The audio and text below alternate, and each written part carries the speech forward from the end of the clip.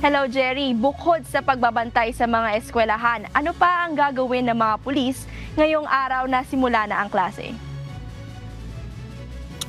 Yes, Leia, bukod nga sa gagawing pagbabantay sa mga school premises sa pampubliko at pribadong eskwelahan, maglalagay din ng Police Assistance Desk ang Police Regional Office o PRO5 sa 6 na probinsya dito sa Bicol Region.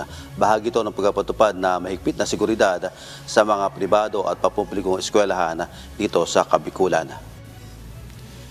Nasa 1,140 PNP personnel nga itatalaga na magbabantay sa unang araw ng pasukan sa mga paaralan dito sa Bicol.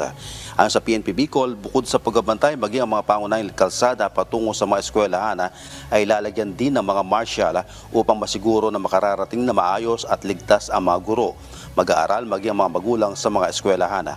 Gagamitin din ng pulisya ang bike at motorcycle patrol sa gagawing pagkapatrolya sa mga pangunahing lansangan sa rehiyon.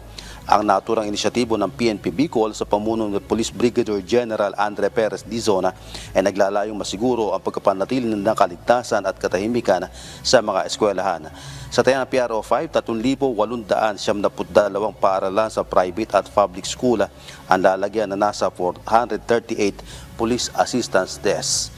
Yan ang balita mula sa Bicol Region. Balik sa iyo, Leia. Alright, maraming salamat Jerry Galicia mula sa Masbate City.